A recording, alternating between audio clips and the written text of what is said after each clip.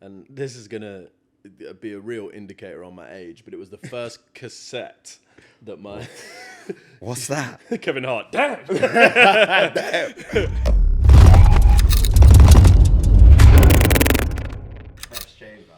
Thank you. It's a little JL thing. Somebody made this for me. Oh shit! Really? Somebody in Italy was like, "Oh, I love your work, bro. I'd love to make you a chain. I've just started a business doing custom chains." I was like, "Yeah, let's do a little JL," and he just fucking got me a little Joe Lobel. Yeah. Jeez. It's like basically like it must be how rappers feel when they get a massive iced out chain, except mine's stainless steel. But you know, it's what it is. Listen, bro, you've got to start somewhere. Yeah. You have to start somewhere. Bloody hell, bloody hell. Can I put this here? Is that all right? You can stick it wherever you like, mate. Cool. Welcome, Joe Lobel. How are we? We've got Joe Lobel in the stew, everyone. This is Joe Lobel, you know. What?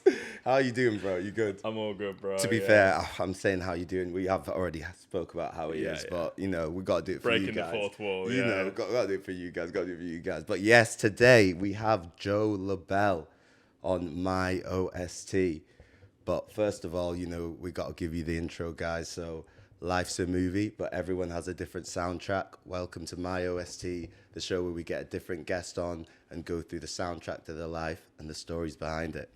So yeah, today we have Joe Lobel hailing from Leeds, resident. Leeds resident for sure. International DJ. I don't know, flight catcher. We said there's 100 flights a year. Catch flights not feeling CEO. Wordplay king. Wordplay wizard. Wow. Listen, you got to do these gassy intros. Joe Lobel, imaginary clap. Thank you. Clap. Yeah. It's just us two in the studio, but the crowd go wild. Wild. But it's a pleasure. So we've got big Joe Lobel here, and I'm gonna again teaser for you guys. His track list was, I sent him a voice note last night saying the track list is crazy. I said, don't ask a DJ to make a track list, you know. I will boy everyone on this thing. Listen. He didn't come to play. He did not come to play. So without further ado, I think we're just going to get into it. Track one.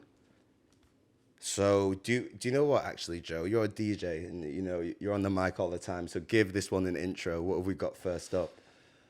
Okay, first up, we've got the king of pop, the Gaudem Glucose, the mixed race maestro. He's the one, the only Michael Jackson. MJ. And Jeez, this one is Don't Stop Till You Get Enough. Okay. He was a pianist. Oh, sick. And yeah, he was a pianist, and yeah, so he like taught me how to play piano when I was a little kid. So I was like this little piano whiz when I was a kid. Yeah. For a couple of years. I never took it seriously enough, unfortunately, because I probably could have had the potential to be pretty decent. But yeah, he grew up. He was like a concert pianist, classically trained. So yeah, he like would impart little pearls of wisdom on me, and I was learning to play the piano a little bit at one stage, and then I guess I sort of decided playing football was cooler and the standard UK boy, you know. But yeah, playing out with my friends and playing football overtook all those kind of things. But yeah, the early musical influences I definitely have to pin down to those two, because just a very musical household in general. Wow, that's really cool, man. So do you ever like speaking about being a musical family, do you speak to your stepdad and your mum about your career and stuff, and do they like help at all, or is it more just, you know, that's just the inspiration, that's kind of how it started? Of course. I mean, I got a supportive family unit, you know, like a lot of parents, if their son turns around and says, "Hey, I'm leaving uni to pursue," this is what I to mean, pursue bro. being a full-time DJ. You know, you're getting shipped. Bro, yeah, a lot of parents. That's like, my stepdad's Ghanaian. You know, it could have been like, shout out, bro. Come on, you're going to Ghana. Trust me, that's no, but it was never one of those situations. Like, they're both super supportive. They just kind of believed in it. Yeah. I was just, which we'll get onto, but I was just like, laser from when I decided I wanted to do it. That was it. Laser focused, straight through. Yeah, I'm quitting uni. I'm doing this. I'm doing that. Blah blah blah. I'm leaving this full-time job. Every step of the way, that has been at the forefront. So I think they backed it just because of how dedicated I was to it. To be honest, I think they just thought, okay, he's serious about this thing. Like, I got a little bit of money for like my 18th birthday. From my grandma, she was like, hey, you can use this to like help you with your driving lessons, or help, you know, those adult things that you're supposed to do. Yeah. Whereas most people would have spent that money on something really useful, I just literally went straight online and bought myself some decks and speakers. And my mum, bless her, she was a little bit furious at the time when sort of lorries worth of sort of equipment was arriving at the house, and that she was going to be sort of sentenced to afternoons full of banging music being mixed together poorly in her front room. I'm sure that she wasn't buzzing about that, but yeah, I just that's the earliest sort of indicator of the fact I was serious about it. I was like, I forego driving to learn how to DJ, like, you know, so things like that. But like I've been super focused on it forever, and I think they've seen that, and they've just supported me along the way with it. No, but that's, as I was going to say, that it is sick, and it shows, to be fair, because I feel like a lot of people that you speak to who are creatives and have done X, Y, Z, talking about early influences, it is normally like, how old did you say you was, like, around this time? You said like 7 type young thing. very like young. So I feel like you definitely get that from young. Like, even for me, like, I played something stupid like 7 instruments by the age of like 12 or something. So crazy. I feel like it does start from when you're a kid. For sure. Definitely, bro. And then you just kind of got to hold on to that. But it's fair play, because you got to think, when you're a kid and you're thinking about, you like something, and you kind of never think you're going to end up where you've ended up. Yeah. So fair play, bro. You should be proud of yourself. Pat on the back, bro. Thank you. So. Yeah. Definitely. So we've had Joe's first song, and he started off with a banger, I must say, Michael Jackson. Okay, Joe. So next up we have another big tune, Craig David, Fill Me In. Do you want us? Well, go on. Give us a bit of the story first for this one, and then we'll go into the track. So why have you picked this one? The story for this one is like just a beautiful full circle moment for sure. But it was the first, and this is gonna be a real indicator on my age, but it was the first cassette that my what's that? Kevin Hart. Damn. It was the first cassette that my mum ever bought me. So it was the Born to Do It album with the beige cover with Craig David with the headphones that everyone from UK, everyone who likes R&B in the UK would know. Yeah. And Craig David was like undeniable at that point. He was just making banger after banger. He went on to like Slicker Than Your Average. Like, all these albums were just ridiculous. But the first ever album, Born to Do It, little cassette, came with a little fold-out piece of paper with the lyrics.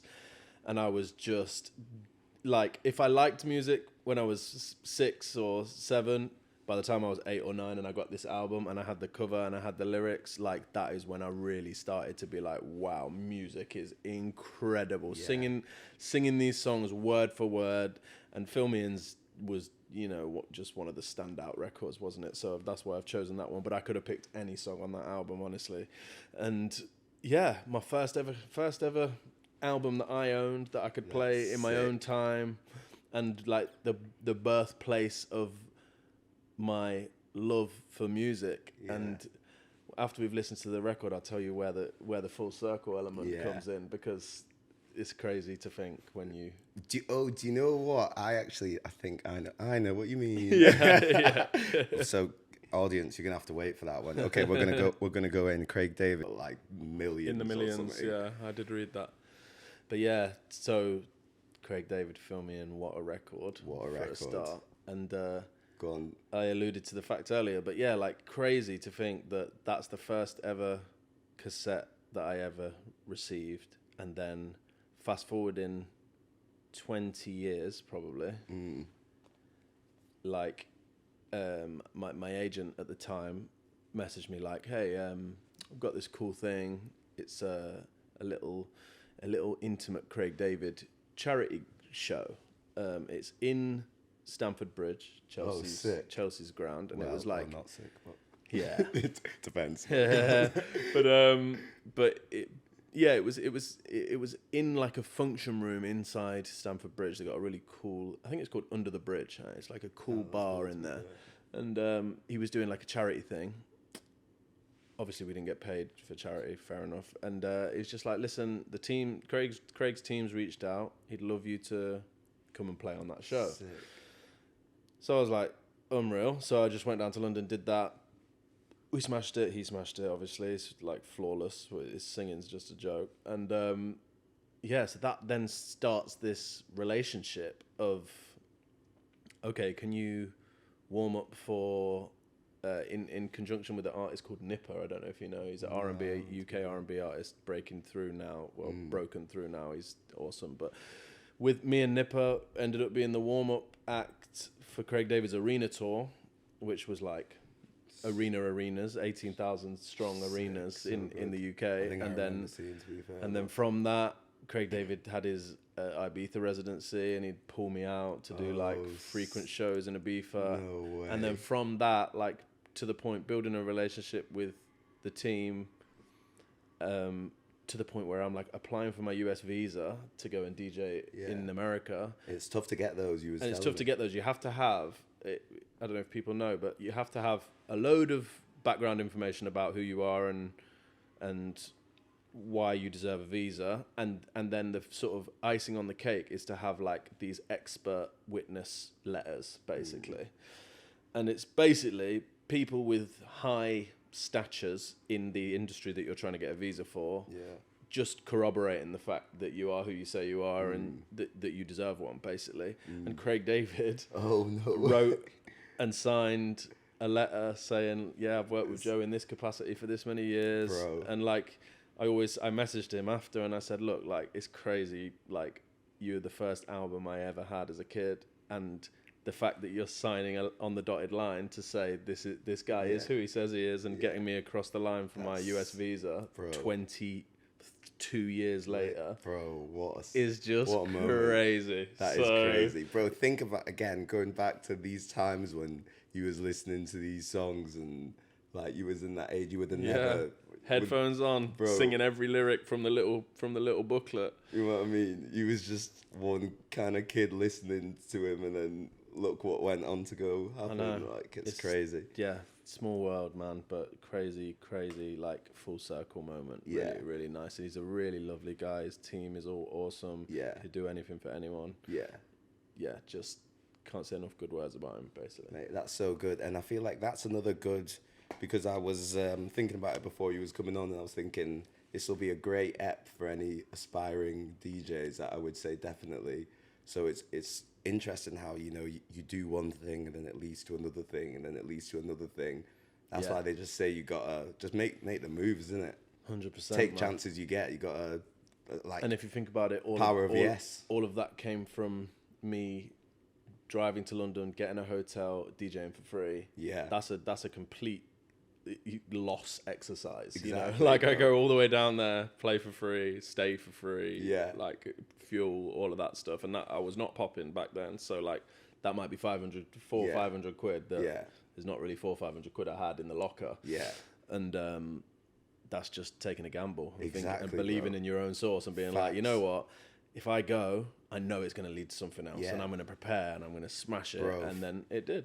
It's inspiring, bro. That's literally, again, for any aspiring DJs, that's what you got to do. 100%, man. You got to work like a dog in this industry. And your net worth is your net worth, all of that. But your network is your net worth, whatever the saying is. But it's true, man. It sounds cliche, but it's true. Like, literally, the people that you pick up in life, and you don't pick people up to use them. You pick people up just like genuinely, make connections, and make connections, and it just comes back. Usually in a positive way. If you're just nice to everyone on the way up, which I am and still am, bro, like, it's important. It's so important. So yeah, Craig David, one guy. Mad. So shout out Craig David. If you're a Craig David fan, shout out Craig David and Big Joe Lobel. Okay, so we're gonna keep it stepping. So next up, we got Gigs and Skepta. Look out. So we're just gonna go straight in, and then we're gonna find out what this one represents after. So okay, we're in again. Gigs and Skepta. Look out. Some old school-ish. Old school, yeah. Jeez, Channel U days. Come on, yes. Shout out the Channel U days. Smoky bars.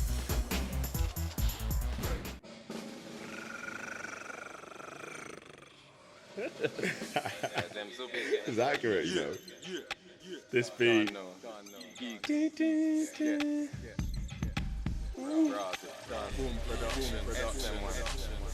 Two UK legends again.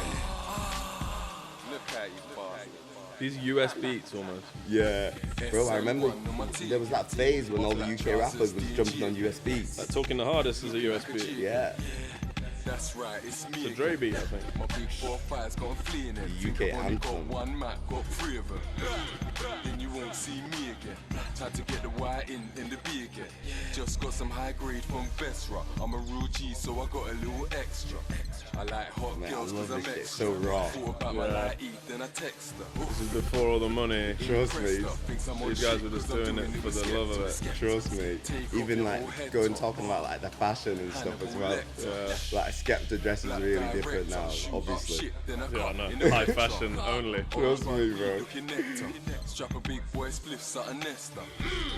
Had to breeze up to Chester. Got a new flake link, got a tester. Them ad-libs, yeah. Oh, and white girl, so I pressed her. She's got the deepest voice. Hefner, pitch niggas like Scarface did Hector. Breezing a like car chase with beds car. It's looking like them jakes wanna get her. I'm the best cause I ain't in the rap game, got the best one. We've got the best love. So come against her. Going to link gigs right now. Mm.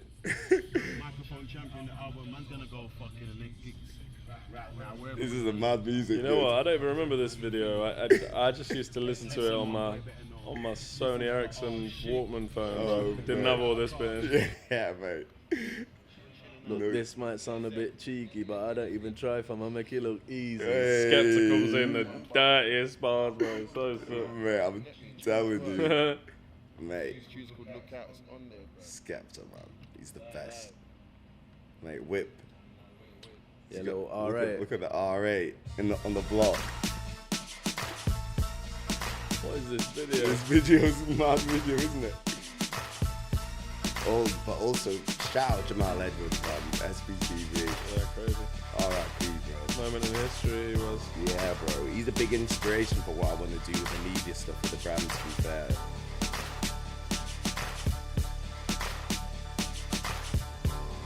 Fast forward this a little bit.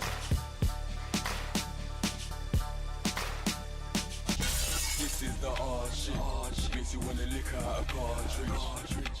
Look how you pass. Right, here we go. Skepta's going in Push now. out the hard shit. After this chorus. This is the hard shit. Makes you wanna lick out a cartridge. Look how you bastards. Yeah. Might sound a bit cheeky, but I don't even try if I'm gonna make it look easy. Spit, Joe Lobel. Joe Lobel spitting. Like Mario and Luigi. Yeah, so sick. When you see me, don't follow me, save your credit. Cause if you can't tell me what happens after you die, I don't wanna hear it. You ain't half a gangster, no way near it. Meridian, that's my murdering force. Gigs beat the skeng in south, I heard it in north. Beats. They hate me, got boy better no t-shirts and SM1 wear for the whole world to endorse. Course, north's up in this bitch. I don't know what you heard, but you can't take the piss. If you saw what the kickback done to my wrist, you would have never put my name on your murder list. Fam, if you interrupt the vibe that I'm in, then I ride with my team. So fuck them niggas. Every day I'm surrounded by killers, like I was on a lifer's wing. See, I'm a cool brother with the heart of the wickedest. Violate me, I squeeze this till it finishes. Then I switch clips like Hollow Man switches. Rinse the machine like boom, bye. I call that Buja Banton. Light up your head like a lantern. Boy, better know standard. Look out, that's the anthem. Ask all the man them out here in the grand scene. I'm the champion. Sick, and you got like Frisco, Shorty in the Mate, video. all Like, of the man them. sick. This is the hard shit. Makes you wanna lick out a cartridge. Come on, man. Busting the move. Push out the hard shit. Imagine you showed these guys like what music videos look like now Yeah. for UK rap. Yeah. Crazy, bro. Mate, bro, this is like this is what I mean. This is the raw days of just pulling up and just What are they shooting. gonna say now? Crazy. Yeah. How can you have a hit? Yeah. 2 BET nominees on one track. Yeah. We can write a whole So yeah, Skepta and gigs. right in the studio and make it look good. Get me? What a track, what a track. Go on, what's the story here then, Joe? This is just more like Man's moving Or what does this take you back to at least? This is more like taking me back to getting a bit of like a musical identity, like deciding what I like, and it's interesting because thinking about the genres you've had so far, so obviously you started with MJ, then just you getting darker and darker. I was gonna say, but yeah, like no, just getting a bit older, MJ getting a bit to Craig David to this, getting a bit more identity with it. I'll let you pause that. Yeah, just getting a bit older, getting a bit more identity with it, and yeah, just like this is like back of the bus days at school, playing the record out of your Sony Ericsson Walkman phone, bro. Like everyone like spitting the bars at the back of the bus, and just So like good. just developing a bit more of a musical taste, like a lot of paying attention to a lot of UK rap and moving on and into grime and watching freestyles on Westwood sick. and like I love all of that just stuff, diving into that scene a bit more, like gaining a bit of like getting home, watching MTV Base, Channel U, like all the classics, and just like sort of like some American hip hop and stuff as well, but like really diving in and loving the fact that the UK scene is like bubbling away. That's exactly what I was gonna say. I feel like that was the perfect time. Yeah, that was when it was really bubbling. Everything was like starting to pop off, wasn't 100%. it? All these people that you see now that are like the godfathers, the goats of like the UK scene, like they were starting when I was that age. So like Skepta, Gigs, like Kano, even probably Wiley as well. Wiley, obviously, like, and even other people that I will forget to mention, but like I was sitting watching those freestyles, and the movement was happening. Lord of the Mics and like the Westwood freestyles and all of that stuff. It might have come a little bit later, but like just it was sick to watch the UK have something, and I was like, I'm backing this. I'm not from London or none of that, but we were all watching. The whole UK, especially the music heads, were watching. So that was like a real sort of defining moment in like genres I started to like, and cultures I started to like, and started to change the way I was dressing. I was gonna say, build a bit more of an identity. Trust me. So what sort of age was this? I'm guessing is this like you're kind of getting to your teenage? Yeah, I'd be in teens, early mid-teens. Early teens, I guess. Yeah, no, I love that. Those times, bro. I feel like it's interesting looking back at those times. Again, do you look back at them fondly, or obviously I feel like everyone's around that age. It can be a bit rough sometimes, depending. It was. Depending on your situation and where you go to school, and like there's always drama. But I was all right at school. Like I was similarly to how I am now. Yeah, I think I'd hope I was quite just liked. And I was quite like, I had a load of friends at school. I was the class clown. Okay, yeah. So I spent a lot of time out of my school and in isolation and things, and I guess I moved about a bit when I was younger and moved schools and stuff, and I think from that moment I was like, right, I need to make new friends, so I'm going to show off and then play up, and that continued through my whole school career. Like I was pretty bright as well, like I was quite say, sharp. Did you do well at school then, or sometimes I got a bit complacent in lessons because I was pretty sharp. So like if something was on the board, the whiteboard or whatever, I've like read it, clocked it, remembered it, understood it. Fine. And then I'm like, now let's take the piss. But like maybe the person next to me, as I've got older and I look back, I'm like, maybe the person next to me like could have done with the extra 10 minutes. But like every time I was just absorbing, and then a blah, blah, blah. And it would be like time for exams. I'd be like, I've revised. I revised for like an hour, but I'd just pass the exam pretty easily. And then like other people were like, oh, I wish Joe didn't speak to me all day, every day for the last year because I'm struggling here. Sabotaging everyone else and flying through. So that made me play up a lot. I was just like pretty naughty in school, but just like naughty not in like I wasn't a horrible kid. I was just disruptive. I was disruptive. No, I know what you mean. Disruptive, I know what you mean. And it's interesting going back to your kind of family situation. How did that go down? How you was in school? Was it like a big issue at home, or was? Oh yeah. I used to get some good tellings off for sure. Yeah, My stepdad had a harder line. Trust me, I'm telling you, you know about them Ghanaians. Listen. But yeah, my mum's not to be messed with either. So double whammy. Yeah, I used to get told off for sure. But yeah, it didn't stop me. I think they were happy the day I finished school, so they stopped getting phone calls and called in to see the headmasters and stuff. But yeah, it is what it is. I turned out okay. Yeah, you done all right. You done all right. He's still the naughty kid. Yeah, it's just allowed to be now. Yeah, it's fine. Yeah. But yeah, even going back to the back of the bus stuff. Yeah, I remember them days when everyone would be playing their tunes, and then what was it, infrared that you used to send on even before Bluetooth? Hold two phones together for like 5 minutes and send the song like before Bluetooth came out. Embarrassing. Trust me, bro. That's again making us look like fossils. I know. Yeah. I'm getting there. What? That is sick though. That's sick. Okay, so we're on to our next track. So track number 4, again, another certified UK classic. So we're going to ask for another intro from the DJ. Go on. Right. So one of the aforementioned godfathers of UK rap, grime movement, released this song, and touching briefly, it was so important to me because this is when I just started DJing, and I'm playing records in this genre to start with. Sick. This is Kano, P's and Q's. Jeez, K.A., let's go. Okay, we're in Kano, P's and Q's. This is Joe Lobel's My OST, another UK classic. This beat, man. Some manners don't like me, they try to bad mind me when... More bars.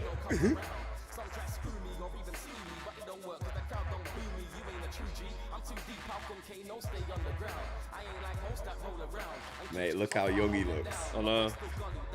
The Americans all know him as Sully, but... Trust me. What happened to Sully?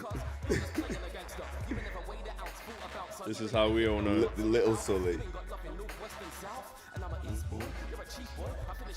Just like, this was one of the first times, you know, everyone, like, these UK rappers were sick, and I was loving the beats, and I was loving the freestyles, but, like, you hear a Kano, and you realize, oh, there's other ways to rap. There's different pockets to hit. There's like mad flows, and like I'm listening to these when I was younger. Like, yo, it's like if you see me and I ain't with my crew, believe I'm on my P's. And like he's not sticking to the normal like pattern of just end to end, bar to bar, just like rapping cleanly on beat. He's like offbeat, hitting the snare here, hitting the like.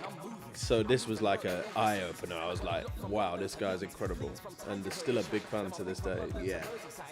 He's, again, I've used the word legend way too much in this episode, but you've got a lot of the legends in here, bro. Like, you have to respect what this guy's done, again, both in music, like, just culture. Obviously, he's been doing the acting. A wicked actor as well, what the hell? Bro, this is what I mean. It's mad being such a big actor and having such like cult classics and like legend. And like you say, musically as well, the beat's sick, the way he's rapping. Yeah. Crazy.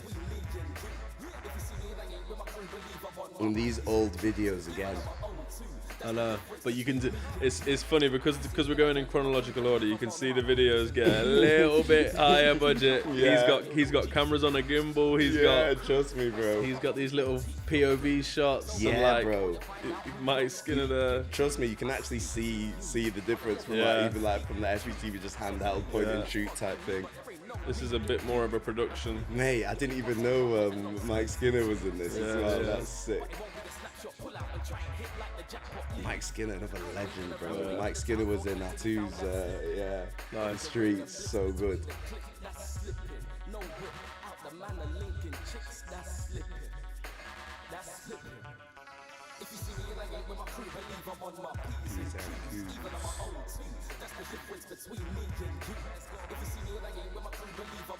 Do you still drop this in sets now?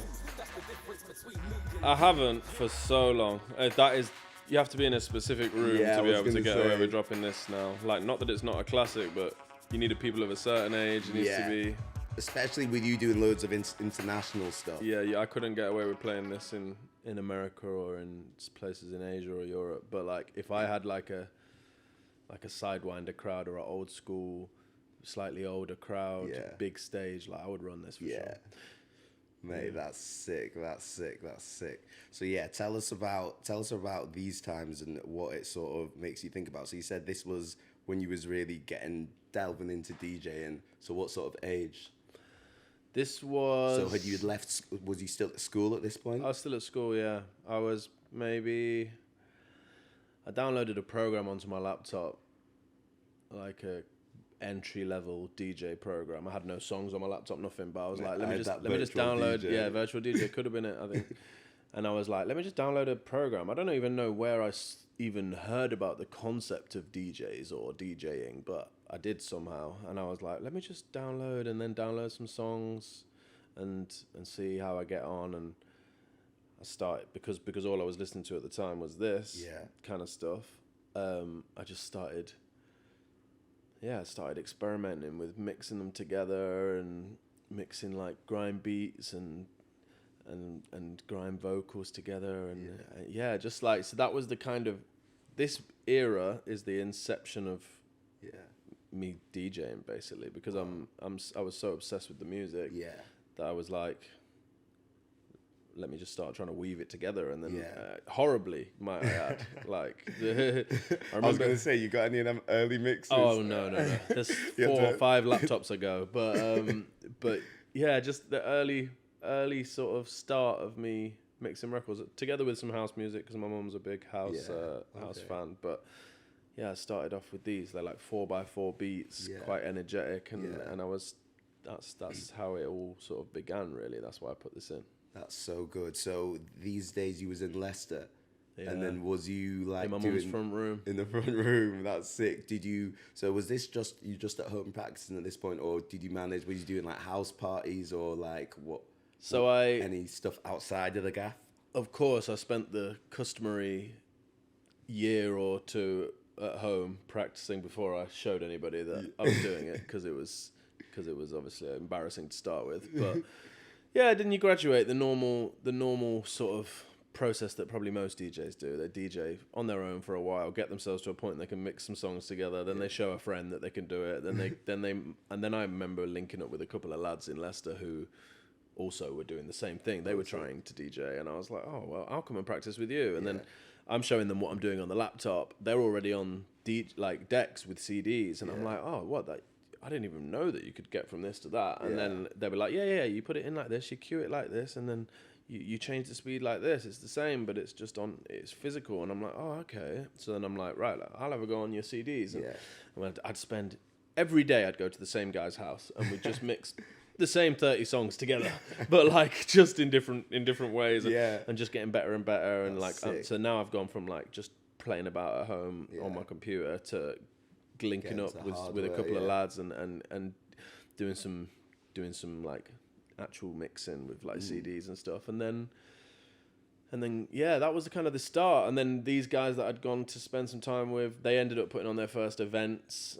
Like, I'm DJing in the clubs underage and starting out in some Leicester clubs and getting paid like a couple of beers for my services, but like just going and DJing. And then I'd do a lot of house parties and people's birthday parties. I'd go and DJ, and it became like, oh, Joe's a DJ, like became that thing. Like everyone was like, oh, Joe, I'm having a party, can you DJ? And it like just grew, and that was just in my hometown, just growing slightly, never doing anything really that serious, but never getting paid, none of that. But those early years, this is around this time, just like late teens, just falling in love with it, basically. That's sick, bro. I was gonna say, because at that point, like, you're just doing it purely for the fun of it. Oh yeah. It's an interesting concept, because obviously as you've become to do it full time, do you still think it like feels the same for you? Because sometimes people say when something becomes a job, it's like not the same almost, and you lose a bit of that. But how do you feel about that whole situation? I mean, there's a lot worse jobs I could be doing. Let's be honest. I won't sit here and complain about the job at all. The obviously it's different now. I'm traveling most of the time on a plane to work, so that is jarring. Yeah. But also I like being at the other end. I like getting to the new place and playing for new people. So I mean, like I say, I can't complain. It's an unbelievable job. I can't believe where it's taken me. But it's different for sure. There was no expectations back then, like DJing just for your friends. Did you feel the pressure back then, you think? Yeah, I would have done, at a house party or something. I'd have felt pressure for sure, like setting up my little set of decks that I bought, and people coming up and giving requests, and it's those early moments where you really learn, like, you learn how a to lot. Make a dance floor. Yeah, you got to read the like floor, how to mix, how thing. fast to mix, how slow to mix, what songs you let running, what's your emergency songs where the crowd is bored and you need something to get them back up. Like those moments at the inception of it all, like, are still so important now, like transferable skills. So it's good, bro. So like they say, the 10,000 hours, isn't it?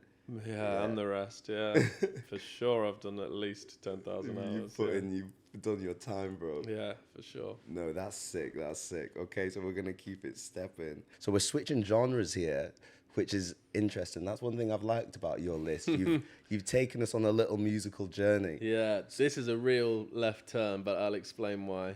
So yeah, as you say, this is a bit of a left turn, and this marks an important moment for me in my career, because my mum, when I was 17, 18, took me to Ibiza for the first time. And you know what's funny? I was going to half laugh at that, but I'm actually going to Ibiza with my mum. So my mum's cool. I didn't feel any way about going with my mum, but she took me for my first time, and we obviously, it's expensive to go to the super clubs, so we just had a normal holiday, and then on like one night we went to like the Pasha store in the old town, and back then they had all the CDs of all the different resident artists, and you could buy tickets in store. So we went in the daytime and we picked up some CDs, and it was a Monday, and it was Masquerade Mondays by Swedish House Mafia. They had a residency at Pasha Weekly that year, and this was such a key moment for me, because up until now I'd been DJing in my mates' houses and in small bars, and local, this was the first. It was the eye opener of like, this is where you can get to. This is a possibility as a DJ. So my mum took me to Pasha to watch Swedish House Mafia, and I'm there like, I've never seen a club like it, as you can imagine. I'm from Leicester. Like I'm looking at this club. I think it's like a 9,000 cap club, 8,000 cap club. Blowing your mind. I'm like looking. The DJs, they've changed where the DJ booth is in Pasha these days, but the DJ was like up, looking down on the crowd, and you could go up on all these different levels and like look over. Yeah, Pasha's sick. And it's like my favorite club in Ibiza still now, but. And I remember watching them and just being like, wow, the lights, the dancers, like there were rumours flying around in the bar, like people were saying, oh, do you know that they're getting paid 70k each, or like whatever it was. And I'm thinking, wow, this is a whole new world. Like the tickets were like 50, 60 euros, and this is going back a long time. And this spectacle, and so it's a real important moment for me, realising that actually DJing can be like, you can get somewhere really serious with it. And halfway through their set, they stopped the music, and this looks like it's going to be the version with the vocal, the Pharrell vocal. But they said they got on the microphone in the middle of their set, and they said, guys, we've actually just finished in the studio making a new record today, and we're going to play it for the first time ever for you guys. No way. And we'd love to hear your feedback on this tune. Like, if you love it, go crazy, blah, blah, blah. And then and I'm like, iconic. This is crazy. And this was before they even had the vocal added, so this was literally just instrumental, but then obviously it went on to be vocaled, and went on to, I mean, this has got 122 million views, bro. So like 15 years ago. So yeah, this is like a serious moment for me, and I remember just thinking, oh my god. So yeah, Swedish House Mafia 1. What an intro. We're gonna go straight in.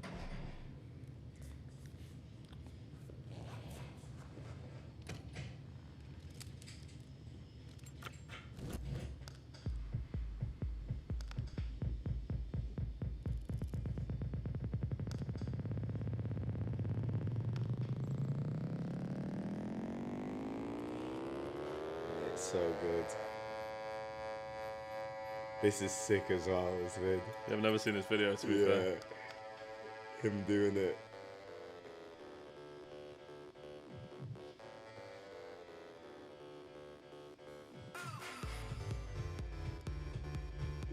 You just gotta do that head rock. So sick, bro.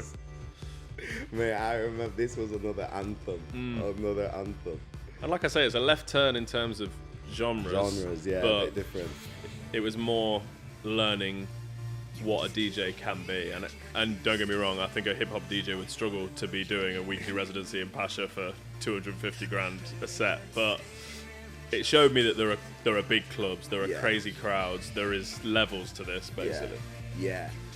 Bro, definitely. And SHM as well, I remember they were like, well, they still are now, but again, at the time, they were like another like kingpin, like just huge, like, because around them times, I used to watch Ultra in Miami all the time, and like they'd be there and like doing obviously Tomorrowland and all of these like massive shows, like you say, Ibiza residencies. Yeah, crazy.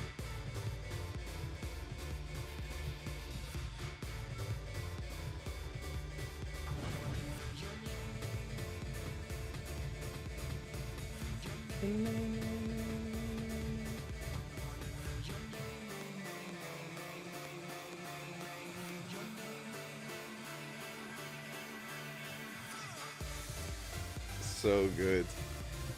Takes me back, man. Really good. Honestly, takes me back. I remember, being like more school days around these times, and you, like, again, talking about the house party scenes. Like, we'd put this stuff on. Crazy. Yeah.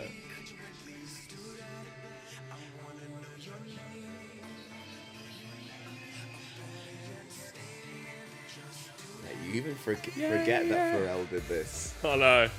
The vocals as well, Joe. Come on, I caught that.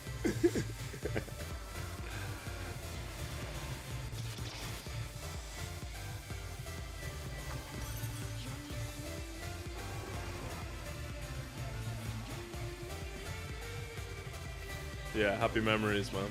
Honestly, and I love Ibiza as well. I love Ibiza. So do I. I went on to be a Ibiza regular, so yeah. That's so good. Have you been back to Ibiza since with Mumsy, or? Well, another full circle. The only times I've been since with Mum is when she's been coming to watch me perform. So yeah, she's seen me on stage with Craig David, and like she's been in O Beach on stage there, and yeah, I ended up going on to play like at like High Ushuaia. Yeah. So yeah, crazy, man. Yeah. I remember that 2018 Ibiza trip. Yeah. Yeah, when you was playing a few times there with Applebum and stuff. Yeah, what a trip. Crazy. So good, Crazy. so good. So yeah, it's going back to the whole point about this kind of opened your eyes to what DJing could be. So obviously you were doing the house parties, you was doing the clubs around this time. So that what you get back from this trip, and then what are you like? Is it just a quiet drive, or are you like making moves straight away, or what's kind of like the story? To be honest, this is like, there wasn't really like, it was a different world. There wasn't like social media in the same way. There probably was, but not in the same way as now. There wasn't like YouTube wasn't really like a TV channel like it is now, you know, like YouTube was still quite niche, and there wasn't like tutorials on how to do things or like how to make content, or none of that really. So like, it was just like, okay, I've seen that. Wow. I don't know how to get there. Yeah, that's what I was going to say. But that was really good. So I want to do that. I fancy a bit of that. Yeah. So it just, I came home and it just kept the fire burning. It didn't really change anything in my behavior, but it just really like lit a fire under me. Like, okay, there is like, you can make a living off this. You know what? Those points are important, because that's what kind of helps give you that drive and gives you the motivation and keeps you going. It's like it's funny because you have an end goal and then you achieve it and then you have another end goal and it kind of continues. But you know, I wish I still waiting to achieve Swedish House Mafia level fame, but the residency. But it's coming. To be fair, you've had a few. Technically had the Ibiza residencies. Yeah, not to the same scale, obviously, and they have 10,000 fans coming every week. It's slightly different, but yeah, just open my eyes and like just like, yeah, Joe, carry on doing this because you can make money, you can make a living, you can play amazing rooms, and like it was the first time I even knew that. So it's just It's interesting now as well because I'm sure you've seen the chat where at a point it was like, oh, everyone wants to be a DJ or that sort of kind of narrative or talk. What would you say with that? Is it like, obviously it's competitive, I guess. I guess there is a lot of people out there, but even back then, I guess, was it a bit more niche and do you think it wasn't as much of an issue or?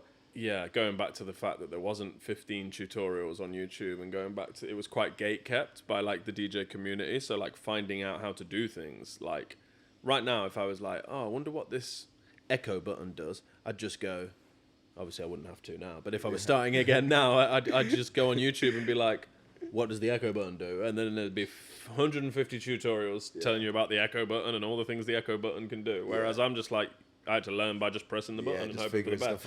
So like, yeah, and there were some people that gave me guidance along the way, obviously, but yeah, so it was a lot more gate kept. Like it was not, there was no Amazon. You couldn't buy decks and have them come the next day. You had to scope out where you could buy decks and go to a DJ specific website DJ or store or websites, and then just learn everything yourself. Like, because there was no resource to just learn things. So, like, yes, in a sense, it has become way more accessible and way more competitive. But I like that. Honestly, the fact that there's hundreds of thousands of DJs like also on TikTok, also with the same tools that I have, and also able to make content, and also like that just keeps me going, to be honest. Because if there was no competition, I'd have chilled a long time ago. I wouldn't still be uploading daily. Yeah. Do you know what? They talk about that a lot in sport, how like your rivals and the competition is actually what helps drive you to produce better stuff, really. Of course. Like the amount of transition things that I do, and they like might go a little bit viral, and then the next day I'll wake up and I might have 150 TikTok mentions, and it's DJs doing the same transition. Like, thanks, Joe Lobel, and then theirs goes viral, and I'm like, okay, I better think of the next one. Like, so yeah, without that, I wouldn't be working as hard as I am now, for sure. So I enjoy the the competition. Trust me, bro. That's I feel like that's an elite mindset on the competition. It's good. You welcome it and use it. Yeah. Trust me. Of course. And if you didn't, like I say, if I just uploaded a mix and it went super viral and then nobody else uploaded anything, I'd probably wait a lot longer to upload the next one. I'd just be chilling. And back in the day, like, not discrediting anyone from like an older, not discrediting anyone from like an older time, but like back in the day, I feel like the DJs made it to the top and they stayed a lot longer because there was a lot less competition. There was a lot more gate kept. There wasn't social media and new ones bursting through all the time. Like people, once you got there, you were in that elite circuit. Now, like, I could be replaced by the next TikTok guy in a heartbeat. So yeah, so like it definitely spurs me on just to keep going. I need the competition to keep grafting. Yeah. Then into the next stage of my journey. I come back from Ibiza. Go on. I go traveling for like, I think I went for like 7 to 9 months or something. Come back and it's time to go to university. So I go to uni and I'm listening to a lot of the UK rap stuff, a lot of hip hop, a lot of R&B, but I get to Leeds for university. Shout out Leeds, and I'm still here today. Come on, shout out Leeds. And Leeds, it just turns out, is a very housey city.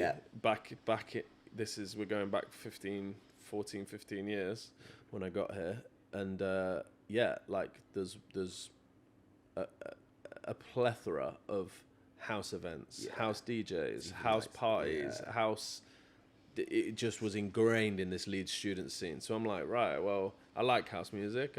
I'm still DJing in my little university bedroom, but I start going start going to these house events. Like, okay, what's a house event saying? Like, now I'm 18 and I'm 19 or whatever it is, and I'm going out. Causing chaos out there, causing a ruckus, and just going out with the boys. We probably thought we looked a lot cooler than we did, but we were front and center or backstage in all these house events. And this was the time that like deep house was emerging hugely in the UK, and the next track is a testament to that. Like, it was the center. If I I just describe my first 2 years at uni, it's this song. So this is Hungry for the Power, and it was the Jamie Jones remix.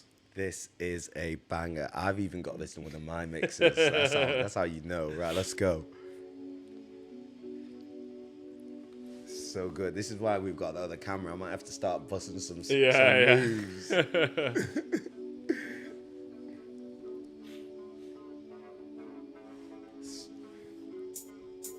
This is probably up there with one of my favourite house tunes of all time.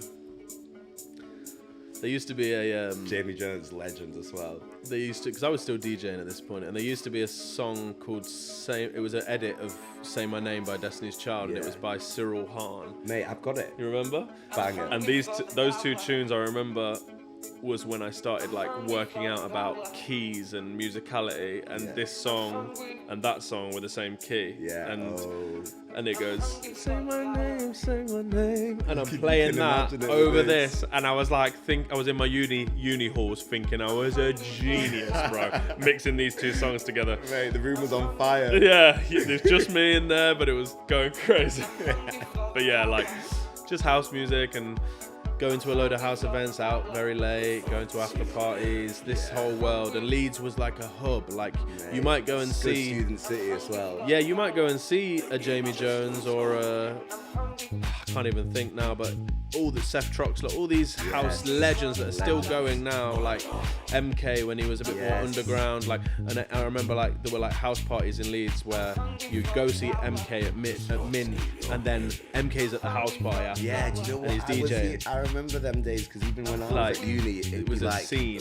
It'd pop up and you'd be hearing stories about other cities about like DJs DJing at people's house parties and stuff. I remember that. Yeah, like we had it off, man. Like, it was a good time learning how to be independent, learning how to go out and enjoy yourself, and just like had a crew, like a crew of lads and girls, but mainly lads, just like bopping about. Like, we thought we were the dog's bollocks, but it was such a fun time.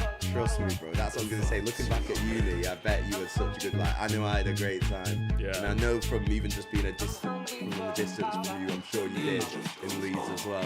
Yeah, and just like going back to like your network and stuff. These early years were like, I went from knowing 100, 200 people in Leicester to just knowing every student in Leeds, basically. You know, everyone that liked the similar music or liked going out, and we all knew each other. It was like a huge family kind of thing. And these people who ran the house night, or who owned the club, or who the bouncer at this place, or that, you know, you start to meet all these people, and I'm pretty outgoing and I'm meeting everyone, and these relationships, even though they weren't connected to hip-hop or connected to DJing, eventually they were, because these people I was out with went on to own events companies, or the people that worked behind the bar went on to own a club, or so like that was the real start, just lighting a fire on like your network, just expanding exponentially, because you're meeting because the student scene in Leeds in this time was like serious. You had 3 or 4 nights you could choose each night.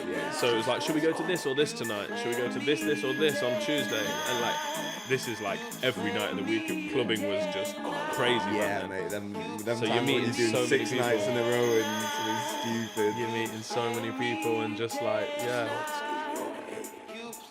you more vocals for you, lot. Come on. God, put some auto tune on that in the edit. Yeah, we need serious art on that. Mate.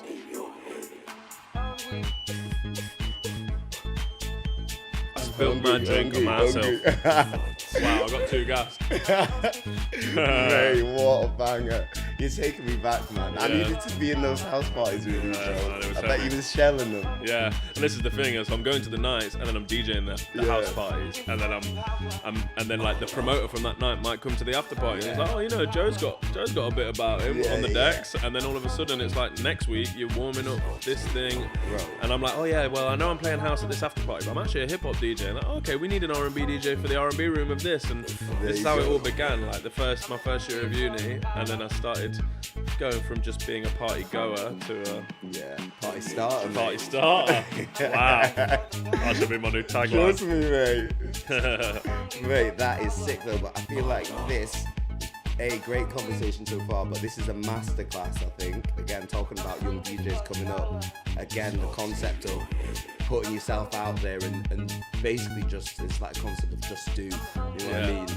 Like, you've done this, you might meet someone here, and you was out here, and you was being friendly to people, and you was meeting there, and you was networking. Yeah. You're almost networking without realising it as well. It's not like a force, like, hey, can I meet you at this time to discuss my career? It's not like that. It's just like, oh, I'm Joe, like, should we have a shot of tequila at the bar? Like, yeah. Exactly, bro. Okay. And that's a good point as well, because networking, people think about networking, it doesn't, as you say, it doesn't have to be like that. Yeah. You can just be out and about, meeting people, talking to people. That's all it is, really. Yeah, I think it's way more natural that way as well. Like, I'd much rather somebody say, oh, Joe, do you know this guy, by the way? He owns this, and this. I'd be like, oh, yo, do you want to come? Let's have a drink, blah, blah, blah. Nice to meet you. And then follow each other on Instagram, and then that's where the work starts. Exactly. But yeah. Nice, what a banger. Jamie Jones. Hats off.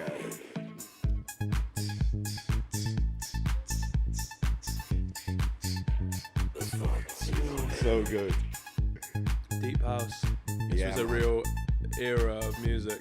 Then, just on the topic of the whole house thing, again, this was a bit later on, but so you've taken us on a bit of a journey through the genres. We've had like a bit of R&B, we've had obviously like the older stuff with MJ, we've had like the rap. So how did you kind of narrow down what you wanted to DJ? Was it just, so for example, talking about going to Leeds and this igniting kind of, well, you've had those house influences from early anyway. Yeah. So it's like, was it always like hip hop and rap? Because I know, for example, you know, you had Joe Lobel for a bit and things. So kind of where do you sit with your genres and which ones you wanted to DJ? Yeah, it was like I was kind of like open format when I was at uni. I was taking any, obviously I was trying to make money. I was trying to meet as many people as I could, and I enjoyed both dance music and hip hop. So in the UK back then, you'd normally have, in the old school club world, you'd have a house room, an R&B room, and they'd both be full, and that would be it. The R&B room would always be smaller, the house room would always be better, but that was just how it worked in clubs in the UK. It's a bit different now. You might go to like just an Afro house night or just an Amapiano night. It's very different. That didn't really exist. It was just like standard clubs, house room, R&B room. That was your options, like it or lump it. So I used to play house if I was. I used to play house if I was asked to play house. I used to play R&B if I was in the R&B room. I'd play anything just to have a gig, just to be working. But and I enjoyed them pretty equally. Like, I guess even at some points I enjoyed playing the house more because you'd have the opportunity to play bigger rooms and it's way easier. Sorry, house DJs. No, but it is. Thank you. It is way easier to make house music. I don't care what anyone says. I have a hot take, and it's going to be a bit offensive, but I think it is far easier to blow and DJ those sorts of genres. Yeah. Like if you're producing or DJing. I would say, I don't know, a bit of I a hot agree. The DJing part, I agree. It's easier to learn and get proficient at DJing house music. Definitely. But what I will say is the volume of competition is way higher. That is so a good point. To blow as a house artist, That is a good point. you're in a pool of 50,000 other Spotify, SoundCloud producers desperate to make it, working their asses off, and now everyone knows how to make content. Everyone knows how to. So I would say the competition's fiercer, but the actual DJing is like irrefutably easier. Yeah, definitely. But like hip hop. So I'm DJing hip hop, I'd say fairly well, and I'm DJing house music fairly well, and I'm doing both gigs. And the only reason I really made the sort of definitive switch or choice is because I realised that there weren't as many hip hop DJs. Okay, that's interesting. And I stood out more among the hip hop world because I was getting pretty handy at that point. And B, the reason I made a choice at all was just because I realised I had to. Like, it was kind of foggying the message, like in terms of like a brand. When I realised that, okay, if I want to get to the next stage, I'm going to have to become more of a brand than just a resident DJ. Like, I couldn't be uploading videos, playing house one day and alienating the hip hop fans, and then playing hip hop the other day and alienating the house fans. So I just made a choice. I was like, which am I better at? Which am I more impressive at? And it was hip hop. And my friends said, Joe, you're better at hip hop. And I was like, okay. And I just dove head first into hip hop then. Wow. Yeah. And then and stopped. And if I was doing a house gig, I'd be very quiet about it and didn't really because I didn't want to muddy the message in terms of, because by then you're getting Instagrams and and Facebook pages and you're putting up clips and talking about the whole brand thing. Yeah, as well, like you said, nailing on the brand became more and more important. So yeah, that was why I chose hip hop. I was just better at it. That's really interesting. And looking back, I assume you're happy with your choice. Yeah, of course. I mean, to be honest, I look at some of my friends who play house music in the bigger leagues, and I think, you've got it all right. You know, you're touring, playing to minimum 10,000 people everywhere you go, and earning probably 5 times what I earn, because they're playing to bigger rooms and bigger crowds, and there's more money in that scene and all of that stuff. But like as I say, I think I'm more impressive as a hip hop DJ, and my real true love is for that type of music. So I'm happy that I picked that lane. Yeah, that's good, to be fair, because we talked a little bit about this on the last episode. If you haven't seen it, go check out Atu's My OST as well.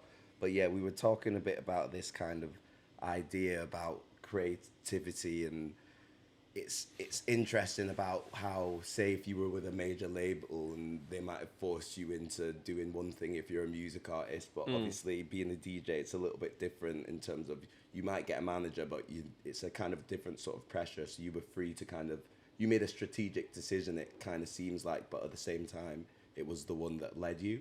Yeah.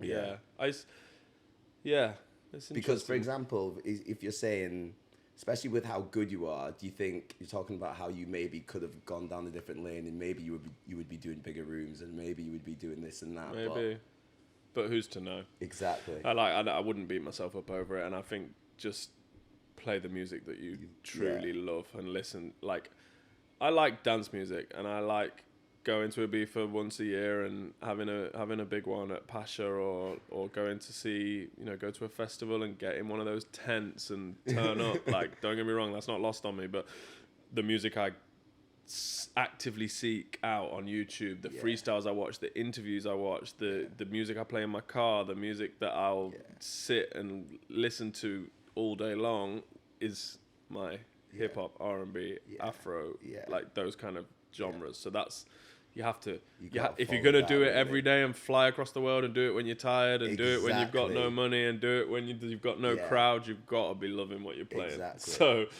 that's what I've learned. That's good. That's a serious tip right there. Serious tip right there. Okay, so we're going to keep it going. So next up, we have Rich Homie Quan.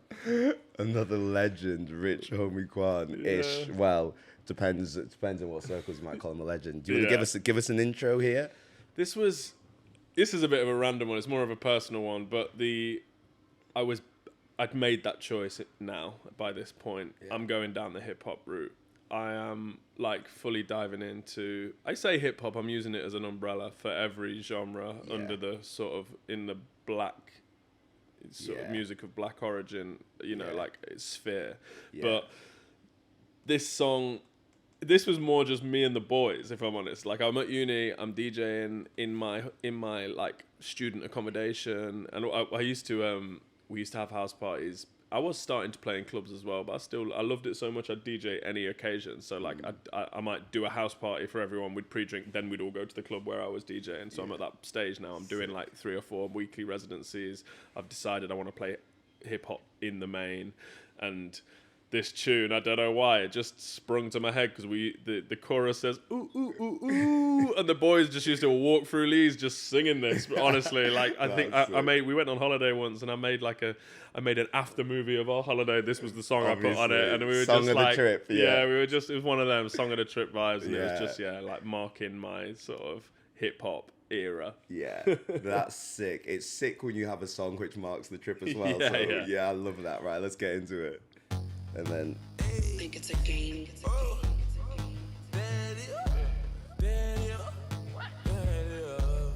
So I must be 20, I don't know when this came out, but I must be 20, 21? 10 years ago, roughly, yeah.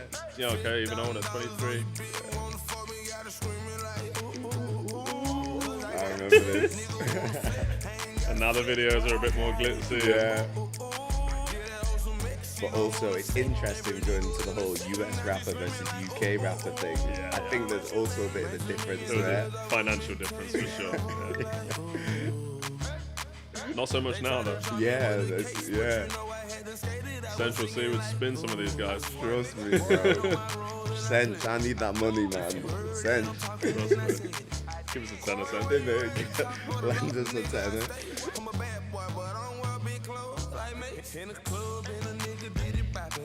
The beats and that, like, this is the point we're getting into like the mustard era and like. Mate, these tunes just remind me of that clubbing era. Yeah. I feel like These you go beats. to those UK hip hop nights and there'd be loads of these American tunes, but they're proper like club tunes.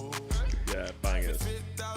Bangers. I love this era, this 100 BPM, but this is a bit slower, but this like 90 to 100 BPM era of like mustard, like creating these beats like Paranoid and Who Do You Love and like all these old school tunes, like these.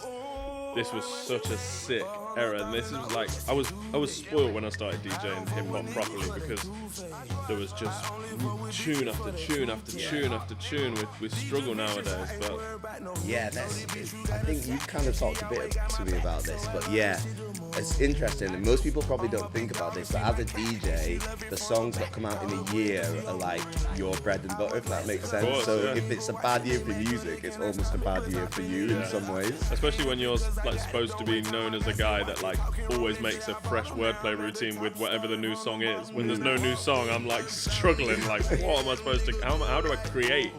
Yeah. But you know, because I've almost done some sort of transition with every song now. So it's like, And that's actually a really good point. So on the word, as I said in my intro, the wordplay king is what this guy's known as, the wordplay king. So is it at this point you've locked in onto hip hop? You're kind of getting out there more and more. You've got a few weekly residencies, like you say. So have you started, and also you've talked about building a brand a bit. So did you sit and think, oh, actually, I'm going to make this my thing as part of the branding? Or did you just fall into the wordplay, or how did it happen? yeah, I kind of fell into it. Like, as I'm getting a bit better at, as I'm getting just, when you get to a point where you're completely comfortable to DJ, nothing phases you. You know, you've learned enough. You've learned enough to DJ comfortably through a whole night without making mistakes. You know, you get to that point in any job, don't you, where you can turn up, do it on autopilot, smoothly and efficiently, no matter what you do. So like, I'd got to that point. I'm DJing now 4 or 5 hour sets in clubs, DJing a pre-party before and after party after. Like, I loved it. You couldn't have got me off the deck. So I'm like, I'm so comfortable. And then it comes to a point where you're like, okay, now what's the finesse? Like, what's the extra sprinkle that I can add here? Like, I need to start learning how to mix tunes together in key properly, or like changing the speed as I'm doing things, or like, can I learn a bit of scratching here and there?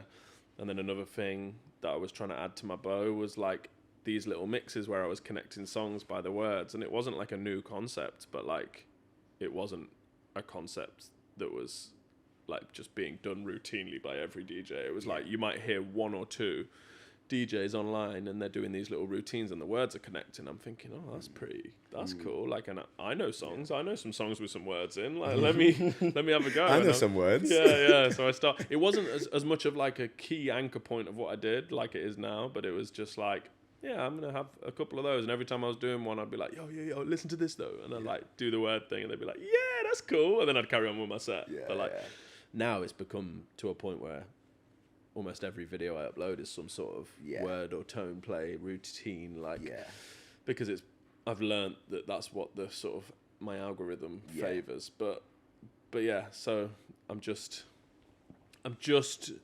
like just toying with that as a concept, and then I'm going through my DJ career and leading me on beautifully to the next song. Yes, yes, teaser. I'm just sort of building, and like a really 10-second overview. I leave university, I start playing residencies, quit full-time work, and then I'm doing... I was just going to ask about that. Yeah, I'm doing like 4 or 5 shows a week, and start to upload some clips of these wordplays. And back then we're on Facebook. I'm uploading like widescreen. It wouldn't be done now, but I'm uploading widescreen videos, 5 minutes long. I call them like Wordplay Wednesdays, and it would be like in the club before the club opened. And I look back the other day. It came up on my Facebook memories, and like they're getting like 100 likes, and I'm like, I'm the man round here, like, because I was all right back then. Trust me. And they'd be like, oh, Joe's like, these promoters would be like, Joe's got a bit of something unique about him. You know, he's doing these videos. Not many other DJs were uploading really videos at the time, and I'm just getting into it, and I'm not just mixing like a couple of songs together. I'm mixing like one song by that word into the next song by that word into the next song by that word, and I've got like 6 songs that all link with a word in the middle, and it would be like or a different word, but like it would be a one word here, one word there, one word there. Yeah. And that started becoming my thing, and then like people are like, "Oh, have you got any new ones of those?" And then I'm just like diving. I'm like, right, I need 100 of these. Like, let me think of every song I know and think of words and work out little transitions. And I'm really diving into it. And yeah, that was like when I really started focusing on it. That's sick. Just to touch, just before we go into the next tune, we're gonna keep you guys waiting a little bit longer. But yeah, in terms of you going on to the wordplay thing, so did you just kind of like build into it then, just naturally more and more and more? Yeah. Yeah, I think once it, I don't want to bore non-DJs for with a half an hour monologue about. But even like what? Just to interrupt, just shortly. Even sorry, what I was gonna say is like because probably people don't understand about preparation. So is this like all in your prep? You was like sitting there putting hours into like building into this wordplay more and more. Yeah, I was, because once I started uploading it and realizing actually this is something a little bit different for like promoters to see or club owners to see. Like other DJs are uploading the videos that you see, you know, where it's like the crowd's going crazy and blah, blah, blah. I'm uploading these videos where maybe the club hasn't even opened yet, and it's just me showing off skills and showing off something a bit unique. And people were going, you know what, that Joe's got a bit about him. And then like, so then, it turns into this obsession. And like, whether it was prep beforehand or just as I was going about my gigs, because I was playing these full night residency sets. So I'd be starting at, I don't know, 10:30 and finishing at 4, however long that is. And as you're playing, I'm super sort of in tune, thinking about what I can be doing. Fine. So even if it wasn't the case that I pre-thought of it, I'd play a song on the night and I'd be like, tomorrow I'm gonna practice this mixed into this because those words are the same, or that phrase is the same, or so like it just became a lot more conscious, and I was building up a lot more of a catalogue. Yeah, and like an understanding. Again, it goes back to that thing about the 10,000 hours. So somewhere like, you know what I mean? You're not just someone's like, I want to be a DJ, and just tomorrow you're going to be doing that. Yeah. Like you said, you got to build into it. Yeah, exactly. And then put those hours in. Build into it. I did for like the next few years, and I got to a really cool point where I was like doing shows. I was doing shows in Leeds, which like I'd call my home city, even though it's not, but like that's what I'd call my home city. And I'm sort of building a bit of momentum in other cities. I'm getting because I'm focusing so much on content and everything. I'm getting noticed by other cities, other promoters, like in a Sheffield or in a Manchester or in a Birmingham. And I'm starting to get just a bit more recognition around the country, and just getting busier in general. And it's all going in like the best direction ever. And I don't want to bring it a downer or spend too long on this, but then COVID hits. COVID was the killer for all DJs, all hospitality staff, still is now proving to be. And it was a shame because I felt like I had such momentum at the time. But went into COVID. Let's just gloss over that period. Hell, I didn't work and whatever. It was a tough one for a lot of people. Tough for everyone. Like, I'm not going to moan. People literally had relatives dying. So, that, if you put it in a wider perspective, I just had some time off.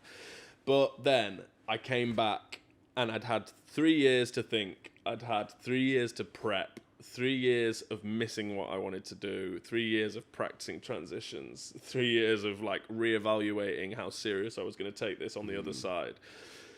I come out to the other side, the clubs reopen, and I've decided, look, I've worked out how to live with no money. Yeah. I've paid a lot of attention to people's content strategies and like how people have blown up. Yeah. And I know that I only want to play hip hop and that I want to be known as the wordplay guy. Oh, sick. So I'm like, I'm in. You've got the ingredients. I've got the ingredients. I've had time to think about it. I'm bursting at the seams, get ready to get out. And when the clubs reopen, I get one of my first shows, and I get it at Ministry of Sound in London for a brand called Milkshake, Wicked Party. They paid me big club, a low amount of money because they didn't need to book me. I was technically a nobody, really, but they paid me nothing, like a little amount, and I just said, look, to a London videographer, I just said, look, this is how much they're paying me. I'll give you this, all of this. Yeah. Just film. Yeah. Film this whole set, and let's make clips, and let's put them on TikTok, and let's just have it off. I've got a very slow TikTok at the time. I'm posting videos, getting 300-400 views, whatever. He then films proper camera, proper quality. Ministry of Sound, unbelievable club. Yeah. Doja has just come out by Central Cee. Yeah. And I've worked out that both the songs say the word gay, funnily enough, but both the songs say that word. And Dior, which is the next song by Pop Smoke, is just an anthem at the time. Anthem, legend, Doja, R.I.P. Pop as well. R.I.P. Pop. But Doja is the new anthem, and Dior's the old anthem. Yeah. And I'm like, oh my God, these two songs both go together in my signature wordplay style, and I'm playing at Ministry of Sound, and I've got a proper videographer. Let's go. Yeah. The clip, this is why this song's in the list, because this clip just literally almost single-handedly transformed the whole trajectory of my career. Wow. Like, I went from like just DJing like just round and sort of comfortable and student nights and this and that, to this clip going viral on both social medias, like 20 million views between the two or something, or 15 million views between the two. Yeah. From nothing. Like from, I had 10,000 followers, which is still decent on Instagram, and like 2,000 on TikTok, and it went from 2,000 on TikTok to 100,000, from 10,000 on Instagram to 70,000. Really? Literally, we're mad. talking in a month, like in a That's month's time. mad. And I'd been uploading loads of videos, but these were the ones that took off. And I obviously filmed the whole night, so I had 3 or 4 or 5 wordplay transitions by that point in my set, and all of them went the same amount of viral. So that's sick, bro. This is the moment. That's so good. We're gonna get into it, and then I got a few more questions for you after. Let's so go. Let's go. This bloody TV, another one. Also, this TV's been giving me problems, guys. Listen, I'm gonna fix this TV. Don't worry. All right, let's go.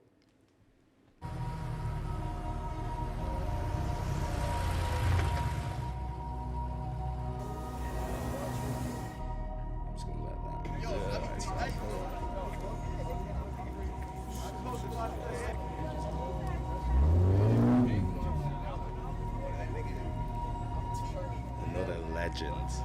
Yeah. Pop Smoke. Gone too soon, man. Gone way too soon. Would have had a lot of bangers from this guy if he Trust me, was still been trust me. alive. What a career he would have had. Honestly, he was Roll another one. mad video. Cheeks! It took my eyes out. I'm like this. Sit up, never like you know it's special packet with the automatics. We gon' send them to heaven. Wait.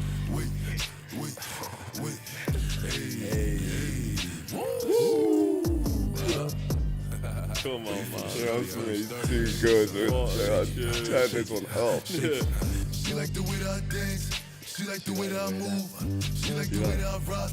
She like the way that I woo. And she let it clap for a nigga.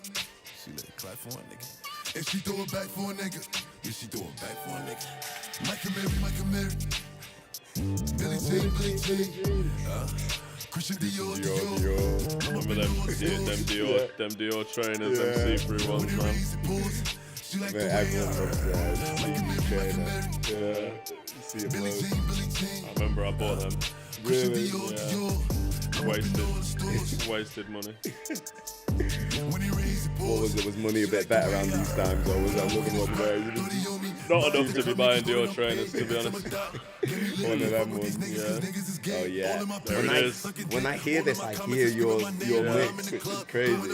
And it just went from just like going viral in the UK to just like, I was getting tagged from DJs in the Philippines, like in Australia, I still do today, but like it was the first time I realised how global social media could be, and like all of a sudden, I wish I was playing at this place and this place in England became, hey, why don't I set my sights a bit further afield? I could be playing in the Philippines here, like what? Like people know who I am in New Zealand, in Hawaii, like in St. Martin in the Caribbean, and like it was like wow, like it was like wildfire, like watching what happened after these videos, like because I just went from having a little bit of local interest to having like literal global interest. Like messages coming in French, messages coming in from people in Kenya, messages coming from the Caribbean, Asia. I can't explain it. Everywhere in the world, basically. Jeez. So that was what I would describe as a real turning point moment. That's why that song's on there. Mate, amazing. And this is the thing. Again, you've been putting in the hours, like it's thinking about where you started, and then COVID, which could have been a big L. Well, it was. I spent everything I had saved. I said could have been a big L. Maybe it was a big L. Huge L. Yeah. And then it's one of those things. I feel like sometimes, because even I've had it recently, where maybe you like feel the pressure. Like, well, I'll ask you actually. Did you ever feel the pressure, like, not to give up, but you know, when you've had like a big sort of kind of situations like that, are you a bit like, what's next? Or was you just always... Honestly, I think maybe like the rest of the country, I don't think anyone thought it was going to go on that long. Yeah. Because they initially told us, look, you're just chilling for like a few months, let's let this settle. And I actually got the news and thought, this is pretty good. Yeah. I thought like... Mate, we was loving the first lockdown. I was like... I can't lie, we was at uni. I was like, like, you know, I'm just going to... That's fine. I'm just going to chill. Like, I could do with a break. Why not? Chill. Like, everything got cheaper. Everywhere got quieter. Like, just enjoy. We were out. It was sunny, if you remember. We were outside. Like, I was kicking about with my boy. Yeah, the weather. Like, every day we'd spend 2 hours on the football or whatever the legal amount was. That's how long we were there.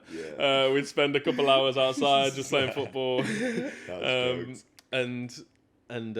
Just like I was like, this is awesome, to be honest. And then as soon as I get back, I'm gonna take over. And then all of a sudden it's like, oh yeah, we're locking down again. It's you went from expecting 2 months to having 3 years, like So, and in between all those weird stages where you could DJ like to people that were sat down, and there was enough to keep me just about going. Never thinking I would quit. I was being drip fed. Oh, the bars are open a bit, or you can play outdoors. Or like I was getting drip fed enough to keep me excited about it. But it was never.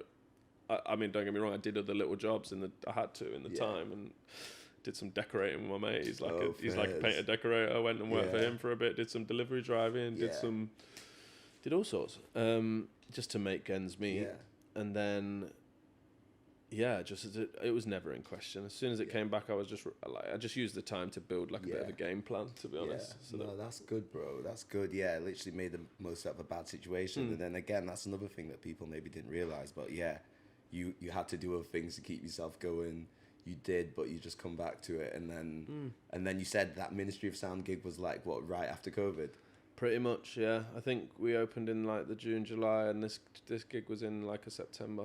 Jeez. So it was like I had a few other gigs before, and I was also taking a videographer to every other gig. Like as soon as it came back, I was like, whatever I'm getting paid, I'm giving half of it to a videographer, like every gig. And then the Ministry of Sound was a really important one, so I gave the whole wage to them. And like I say, I was on my bare bones because I'd spent all my savings. I was on my arse. Like I was like, it was hurting me to give away Yeah. a couple £100 to a videographer when I needed it. But I was like, no, just you know how to be broke, just do it. Yeah. Just pay it forward and upload content. And I love that phrase. And I said, if it doesn't work, if you spend 6 months like getting videographers, or you spend a year getting videographers and none of that works, then fair enough, you gave it a good go. But I had so much belief that what I was doing was unique-ish and like a USP, that I was like, I have to show more people, because that's what it's about at the end of the day. It's just eyes on. If the product's good, and then it's just about getting eyes on, like you say. Yeah, 100%. There's artists out there, there's DJs out there, there's probably footballers out there that just haven't been seen, or like architects out there, or whatever your job is. Like you need visibility to be able to go forward. And so I just said, that's it. I'm on a mission to get maximum visibility. Yeah. And I just did that for months. And then when you get one or two go viral, then it's like, okay, that's the formula. Yeah. Now I'm going to replicate that as much as possible. So then I just went crazy. I've spent months on YouTube and blah blah blah. I thought, I can't afford to have videographers every time, so let me learn how to make my own. So I invested in all my own cameras, learn how to edit, learn how to do multicams, and learn how to like grade footage and what lens I need to buy and what lights I need, and build a home studio. Very slow process, obviously, but and I just I'm in now. Every time I go to a gig, it's 3 cameras clamped, tripod, audio in, lights on. Sick. I'm serious. And then the next morning I'm up, the footage is transferred, I'm editing reels, and then I've edited the full version for YouTube, and I've edited different ones for TikTok and Instagram. Like I'm outside. People don't even know you do it all yourself. Man's in the lab. Labbing. My guy's in the lab. That is sick, bro. And again, we're gonna have to let you guys know, Joe's even been helping us with our setup today. So Joe is proficient. He's learned a lot, I think. I've learned so much, bro. And I'm surrounded, obviously, in my world, I'm surrounded by videographers, photographers, really, really competent. A lot of my friends are really, really competent media sort of content creators.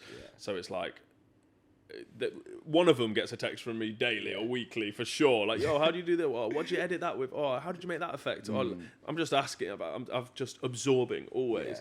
And I said to you earlier, like I've actually just bought a camera bag instead of a DJ bag, because everywhere I go, I'm taking a laptop for DJing, and the rest is camera equipment. Like I've got a full bag that probably weighs 15 kg of just camera equipment, and stands and tripods and blah blah blah. It's very boring if you're not in that world, but like that just is an example of how much I've just dived into caring about that, because it works. It works again. So people are thinking, oh, I want to be a DJ, but they're probably not thinking about the things which go around it, the things which you might need, like the content. And I always say, like, if you're aspiring anything in that world, in a world where content can help, if you own a bar, if you are a singer, if you're a DJ upcoming, whatever, if you just want to be an influencer, whatever you want to do, you're an artist, but you don't have to have unbelievable cameras and stuff to start with, because the phone cameras are so sick. Good now, So like, just actually make the effort to film and edit and upload, and like get yourself a little light so you look a little bit more flattering, or so that you can see better in a dark club or whatever. And just learn how to edit properly. Like if it's an audio job, like you're a rapper or a DJ or whatever, just make sure the audio sounds clean on your content. Like that's the main thing you're selling. So make that in high importance. And I'm screaming from the rooftops to people all the time. Like, I found out, for me, it works. Like, I've got a repeatable formula that works, and just find yours.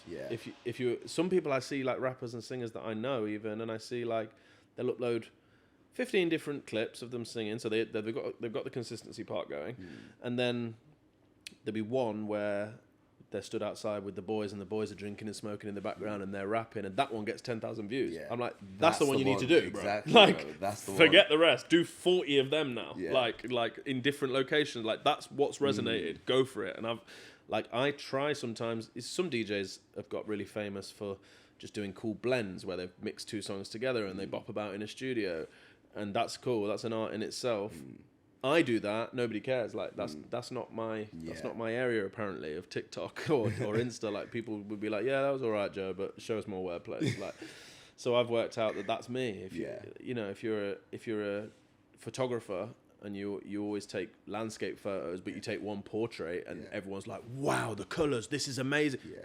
Put more portraits up, bro. Yeah. Like that's interesting. Do you ever think then? Do you think you'll ever feel boxed into that then, or? I do. I do feel a little bit boxed in, but I don't mind. But I am boxed in, like whether I like it or not, like because that's the content that performs, and that's what people expect of me. Yeah. So there's some people who DJ in they upload clips DJing in their bedroom, and they get millions and millions of views, and then they upload clips in the clubs and they don't. Yeah. And I think I'd much rather the box I'm in because I've decided to start off with live clips from clubs with the club going off, and that's what people resonate with me. So, and I think that's a lot better as a marketing tool, like for prospective promoters and club owners, because they look like on some people you can look and you see like, oh, that's a cool mix, but they're in their bedroom. You don't know if they've tried it 15 times. Exactly. You don't know and if it's edited or... Like you say, bedroom DJing and DJing to a crowd, slightly different things as well. Yeah, I think somebody will look at if somebody says, oh, have you heard of Joe? And they're like, no. They look on my thing.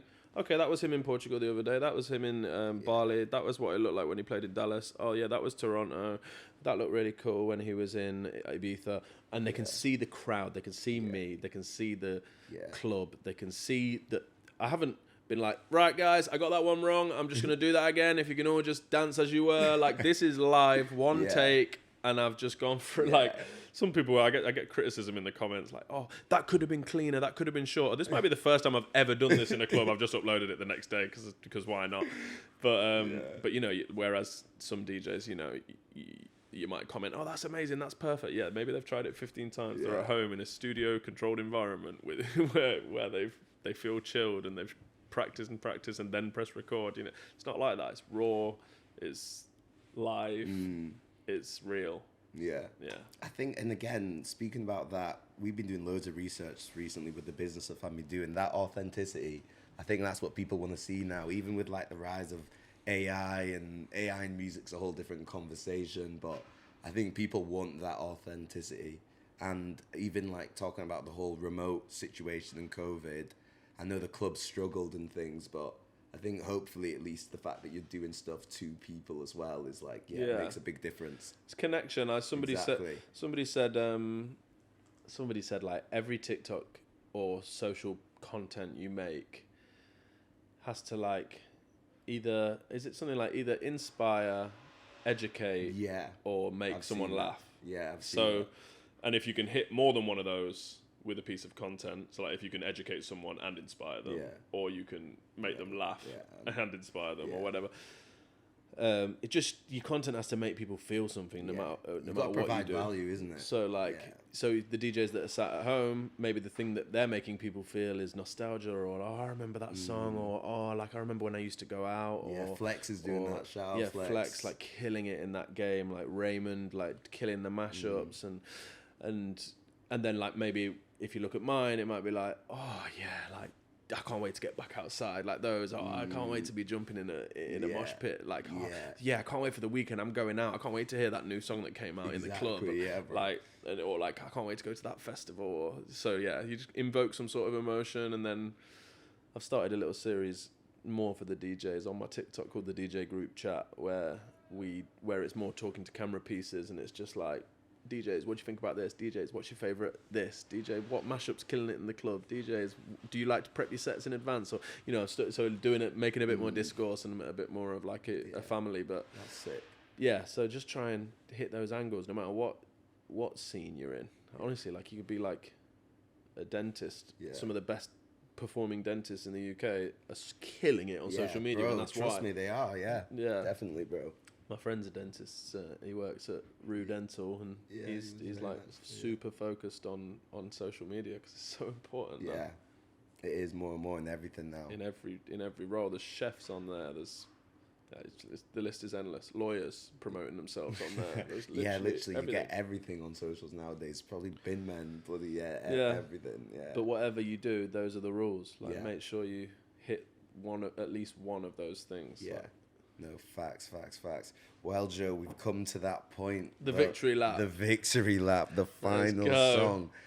Final song. We're going to go straight in. We have Dave, Chapter 16, featuring K.A. again. Another appearance for Kano. Oh, what a tune. Let's just soak it in. Soak this one in. So good. The most recent track, of course. Yeah. I'm going to see Dave tonight as well. Getting me excited. That's why I like this song choice. I'm very late now, but anyway. And this, like, nothing to do with me, but this just shows evolution for these guys, man. Yeah. Like an old goat with a new goat in a classy London video. Mate, it's hundreds unreal. of thousands of pound budget. They came a long way, man. I actually do like this. I've seen clips of this video. I love how they're doing the conversational thing, good. and it's just them at a meal. So good. And this is not really like any particular musical memory or anything, but this is more just a reflection of where I'm at. Just like, just a bit more mature, listening to like these kind of records and just like enjoying the art form that these guys are producing, really. Yeah, definitely, bro. I was saying this album for me is like definitely a really important one, like just the time it's dropped, and I definitely, the themes in it, as you say, as you're mature in the stage in life you're at. Even like this Kano versus the Kano we had earlier. Oh yeah.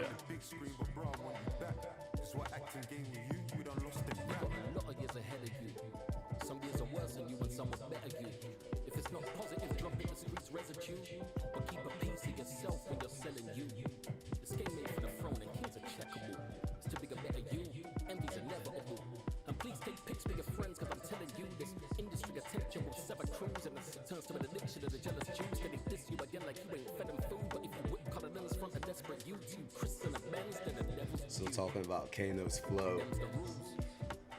It was good back then. I mean, it's different. He's on a different planet here.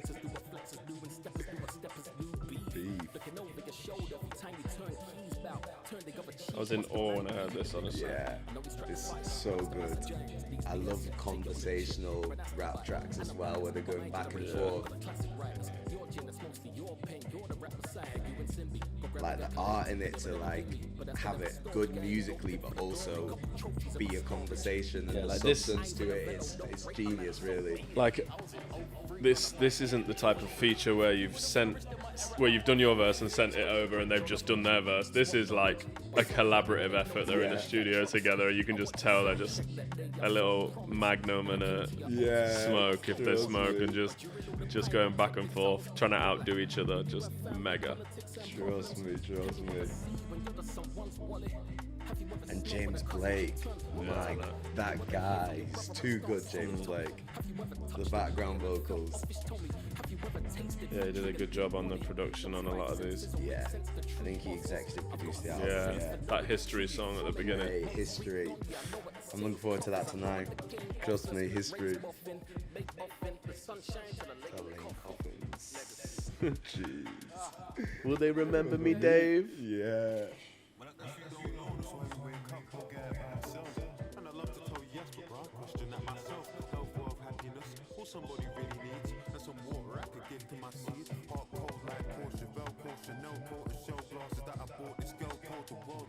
Flow. I like him. Relationship advisor, but all of this defense won't make you striker. God loves a trier, David loves a liar, but even the heart's half a heart, so I could Cupid fire. Hey, where she from this time? Bigger team, bro. Every time I see you, new ting, bro. You do a lingo. Where you got that info, but it wasn't me. I like how they've cut into the conversation in the video as well. Style bougie, lifestyle bougie. Porsche with 2 seats. In an SUV. A goosey.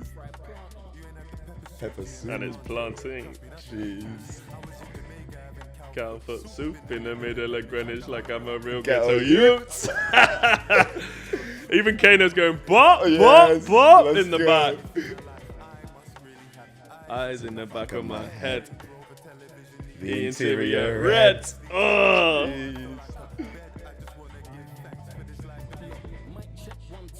Preschool dinners. Now we sacks off the sacks of a Cecil living. I'm funding to bring back peaceful villains. Call these 38 years, that's an evil sentence. Like I don't love you no more. Babe, I used to be married to the game. I'm a husband no more. All these SM7Bs ain't for us like before. Mike, Billy Jean on that, they just discuss couple wars. And they saw changes. Paper chasing all good till it's divorce papers. Newspapers, court papers, they all ride my wheels. They gon' talk about your wants till they divide your wills. That's how family feels. Growing up so fast. 26 feeling like our lives on timers. Lines in the face, you getting fillers to hide it. And hoes lying by their age like Nigerian strikers. Jeez, I love that bar. Seen beautiful places. Bro, I used to have braces. Now it's my driver that's on a retainer. But that's just testament to God and his I faith. used to have braces. Now it's my driver that's on a retainer. Disgusting. What are you talking This guy about, needs to be bro? locked up, mate. We need to take that pen off him. Chapter 16. What a track. Yeah. Bravo. What a The song rest is just choice. talking. What a song choice, Joe. You ended on a fantastic one. You have go to, on. man. Talk to us why you picked that one. So current stage of life. Yeah, just like kind of like I say, what the musically where I'm at, like outside of the clubs, I spent a lot less time listening to like a heavy hip hop outside of the clubs now. I saved that for the club, and this is more me, where I'm at as a person. I'm driving around, I'm traveling, and the mellow bars. just listening to like real artists do what they just did there. And still the UK is a huge influence in where I'm at. I didn't mean to put 2 Kano tracks in, but it's fitting because I'm a big fan. But yeah, so that's more just on a personal one, like what I listen to in the whip, how I'm feeling, the kind of level of elevation I inspire to reach. Definitely, yeah. I was looking at the restaurant they're in, and the people in the background and stuff looks bougie. I hope in 15 years, or however old Kano is, in 10 years, I'm sitting with a young'un discussing my career and giving them advice to defeat the game. Dropping those gems. Yeah, I'm somewhere between nowhere near in size, but I'm metaphorically somewhere between a Dave and a Kano. Not quite the young gun, but not quite the old buck. So, you're doing your thing though, bro. No, you dropped a lot of gems for the people in this. I hope so. Yeah, hope so. And it's all stuff I just learned with trial and error. So as I say, the resources are there now. So go out and learn stuff and create. And smash whatever industry you're in. Yeah, no, bro, that's sick. So we're going to end there pretty much. So speaking about current life stuff, so if you're a fan of Joe Lobel, what have you got coming up? Or if someone's, just watching for the first time now, obviously we're going to link all Joe's socials somewhere. I'm going to stop pointing to the screen because last time we didn't put anything on there. Well, actually, we put a little joke on there. But yeah, Joe's socials will be somewhere in the description, maybe on screen. But yeah, what you got coming up, bro? More of the same, just laps around the world is what I like to call it at the minute. Like, I've got a US visa now, so a lot of my focus is on North America. I'm spending a lot of time going over there and not making really any money, but just going back and forth just to build out the name. And but yeah, if you crack America, it'll be massive. So yeah, the scope for a hip hop DJ is much higher there. So they have bigger rooms, bigger clubs, bigger events that are just focused on hip hop. So yeah, a lot of attention going there. I'm still touring around Europe. I've got an Asia tour in April. Just gonna start a little new series of parties in the UK because I need to show some love back to the UK. So I've got my own event called The Motive, but I'm gonna open. Shout out The Motive, sick event, which is sick dope. Event. That's just in Leeds, but I'm gonna do something actually just on my own, like a little more intimate party series. More info coming soon. Yes, I think I was on your Instagram and I noticed there was another little sneaky. Yeah, Sneakily I've not placed. actually pushed it at all. It's just there for now. I'm just setting up the Instagram and stuff. But yeah, that's a little concept that I'm working on, and will be sort of back end of the year. I'm just getting all the prep and promo done first, and then be like a kind of mini UK tour situation when that happens. But sick. Yeah, yeah, that's it really. That's life. Yeah. Just home life as well. You know, just making sure to spend time with my friends and loved ones, and yeah, just keep grafting, keep creating content, bro. keep ticking off countries, yes, bro, keeping at it, keep on the necks. Yes, you know, keeping on their necks. Yeah. Trust me, bro. No, that's sick. That's sick. Yeah. So if Joe's on tour, you got to go see this guy. Yeah, man. My tour dates are always on my Instagram. Listen, check out his Instagram. You'll see the levels he's at. I've watched this guy DJ so many times. Yeah. He's like up there. If I was to ever get married, I would be trying to get this guy at my wedding. Yeah. This is the level. So yeah, definitely go catch Joe if you can. And then yeah, apart from that, you know, the good stuff. So at the moment we're having issues with copyright and stuff. So we're working on what we're going to do with the episodes, but this will be on YouTube last Tuesday of the month. And then we're working on what we're going to do with the audio, but maybe a couple of days later. Check on our socials. We're going to, put all Joe's socials so you can get at him. And then, that's pretty much it. We've got these cups, which we're left till the end to talk about. These are the ones that I was on about last time. Look at this. Look at this. Promoed by Joe himself. This is My OST thermo cups. This is a prototype. Thermal too, yeah, trust me, mate. They keep your stuff hot, keep your stuff cold. Yeah, you got little lids. But we're kind of still testing them at the moment, so Nice. We'll see. But yeah, these will be available soon, hopefully. And then, get at the brand at all the socials, all that good stuff. So we're going to sign off. Peace. Love. Let's go.